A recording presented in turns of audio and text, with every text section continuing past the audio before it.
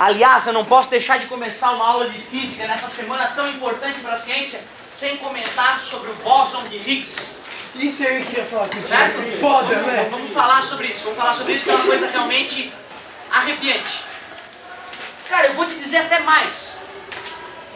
Nós estamos numa situação tão delicada, do ponto de vista de entender a natureza, que é natural que para alguns fique difícil realmente de achar que vale a pena a discussão.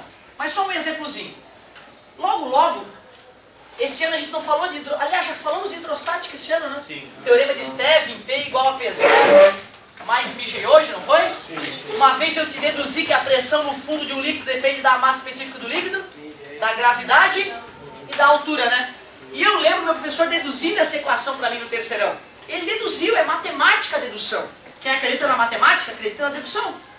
E depois que ele chegou nessa conclusão, que a pressão depende apenas do tipo de líquido, da aceleração da gravidade e da profundidade, eu levantei a mão e perguntei: professor, peraí, mas querendo me dizer que se eu meço a pressão no meio do oceano a 1 metro de profundidade, ou se eu meço a pressão num cano de PVC com água do oceano a 1 metro de profundidade, vai dar a mesma pressão? Claro! E eu falei: senhor, desculpa, mas eu não consigo aceitar. Como é que a pressão gerada pelo oceano inteiro vai ser igual à pressão gerada por uma pequena massa de água dentro de um cano? Tu vê, eu no terceirão, eu não tinha um cérebro matemático. Eu olhava uma fórmula matemática deduzida da maneira mais honesta e duvidava que ela falasse a verdade. Mas isso é a verdade, cara. A pressão não depende de quanto líquido existe ao todo. Depende apenas da altura de líquido acima daquele ponto, não é isso? E agora os caras estão tentando entender o átomo. Lembra do átomo? Experiência da fina lâmina de ouro, Rutherford e Bohr. O átomo é um grande vazio. O núcleo é minúsculo, prótons e nêutrons, e a eletrosfera é elétrons em alta velocidade. Lembra daquilo? Aquilo era em 1900. Nós estamos em 2012. 112 anos depois, o homem sabe muito mais sobre o átomo. Só que as coisas que ele descobriu sobre o átomo são tão absurdas e complexas que não dá para falar todo dia numa aula normal. Precisa de anos de treino, de musculação cerebral para talvez tu estar capacitado a entender as conversas sobre esse assunto. Olha que delicado. Mas vamos resumir bem rapidamente. Os prótons e nêutrons não são sólidos como você pensava. Eles são feitos de outras partículas, já te citei isso, os quarks. Quando eu falo de quark aqui no ensino médio, eu digo que só tem 2 tipos, o up e o down. Mentira minha, cara. São os 2 principais, são os 2 mais lógicos. Mas quando tu pega prótons, acelera num acelerador de partícula tipo LHC e explode próton contra próton, sai um zoológico de partículas daquela explosão. Milhares de tipos de partícula, cada uma com uma trajetória e com uma propriedade mais louca que a outra. Zoológico de partículas. Tem bósons de vários tipos, quarks de vários tipos, mesons de vários tipos, neutrinos e o escambau. Tu pode passar a tua vida inteira estudando essas partículas e ainda ficar confuso. Mas um filho da mãe de um cientista descobriu uma teoria para explicar todas elas. Todas. Só que a teoria dele dependia de uma partícula básica que gera massa para todas as outras partículas, conhecida como bóson de Higgs. E pelo fato de ela explicar a existência das outras partículas, foi conhecida como partícula de Deus, a partícula mais básica que compõe o mundo. Por isso, há 20 anos atrás, os cientistas começaram a construir a máquina mais poderosa e mais cara e complexa do mundo, o LHC, que ficou pronto agora há poucos anos atrás. 20 anos da vida dos melhores cérebros que já nasceram na Terra estavam lá. 20 anos construindo, botando cada parafuso, projetando, bilhões e bilhões de dólares gastos. E só agora, em 2012, né, mais de 20 anos depois, é que a gente talvez tenha descoberto a maldita partícula. Detectaram com um mega detector a maldita partícula, bóson de Higgs. E só para te deixar mais encarnado ainda, não acabou nada, tá, cara? Só começou. Nós precisamos de vocês, só começou.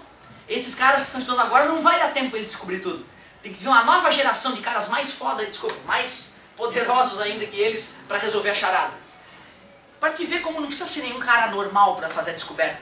Um cara que deu o passo mais importante talvez para a unificação da física. Como assim, professor, unificação da física? Na física existem 4 tipos de força. Forças eletromagnéticas, que nós estudamos no ensino médio, força nuclear forte e nuclear fraca, que nós estudamos só na faculdade, e força gravitacional, que vocês conhecem, é o peso. O problema na matemática da física hoje é unir a atração gravitacional com as outras 3 forças. E o físico deu um passo importante nessa direção. Com vontade de querer. O passo que ele deu foi o seguinte, galera. O cara é estudioso de matemática. Estudioso de matemática. Tem partes da matemática que são extremamente complexas, séries numéricas, soluções para equações absurdas. E esse cara estava encarnado em estudar um tipo de forma geométrica que se gera a partir de várias circunferências sobrepostas uma sobre a outra. E aí um dia ele olhando aquilo, estudando aquilo, ele percebeu, caramba, mas essa solução aqui, ela se encaixa tanto para eletromagnetismo, força nuclear forte e fraca, quanto para gravidade. Fica à vontade. Só que a equação dele, gente, previa muito mais partículas que as atualmente aceitas. Inclusive o bóson de Higgs estava lá na equação dele. Ou seja, aparentemente, meus queridos, além do bóson de Higgs, que talvez tenha sido detectado essa semana, tem muitas outras partículas subatômicas para serem descobertas e estudadas. E é só estudando a matéria, o átomo, como Deus criou as coisas, que a gente pode tentar entender o que é a vida, qual é o futuro da vida, se ela vai poder continuar existindo, e ainda mais melhorar as tecnologias todas. Quando Pascal descobriu que quando aumenta a pressão num ponto do fluido, todos os outros pontos sofrem o mesmo aumento de pressão, as pessoas pensaram, isso aí é um babaca, o que eu vou usar isso na minha vida? Mas hoje em dia as pessoas estão apertando no pedal do freio para o carro parar, usando o princípio de Pascal. Então hoje está aí na televisão, detectaram o bóson de Higgs, parece que não significa porcaria nenhuma, mas daqui a 10 anos seus computadores vão estar turbinados, as tecnologias todas vão estar bombadas devido aos estudos durante 20 anos no LHC. E é o que eu digo, né? Se eu fosse foda mesmo, desculpa, se eu fosse bom mesmo em física, eu tava lá apertando os parafusos do LHC, né, cara? Você imagina com um físico, né, que quer entender o mundo, poder estar lá apertando os parafusos da máquina mais complexa do mundo para poder beliscar um pouquinho dos resultados que vão vir dela, né? É muito bonito, muito massa. O mais curioso, talvez, disso tudo, é a segunda, né? Pelo menos, né? Mais uma vez na história aconteceu um fenômeno.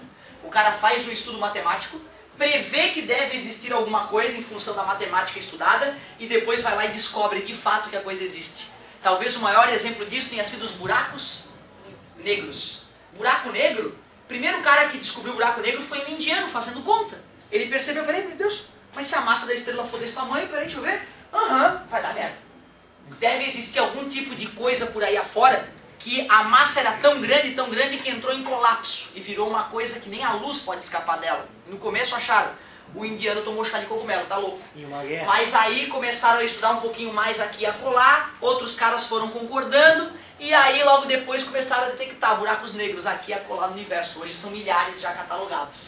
Certo? Olha que loucura, cara. Primeiro, imagina tu fazer uma conta que te diz, vai ter um objeto estranho por aí afora, e depois tu pesquisar e descobrir esse objeto, a matemática prevendo o futuro, literalmente, é muito bonito. É muito legal mesmo. Então tá dito, bóson de Higgs, muitas coisas daqui pra frente podem acontecer. Fiquem de olho nas notícias e quem é interessado pela área, leia as matérias, procure se informar mais, porque depois do ensino médio bem feito, escolhe lá a faculdade que tu deseja, né? E podes fazer parte desse grupo seleto de pessoas que está tentando desvendar a mente de Deus, como alguns falam.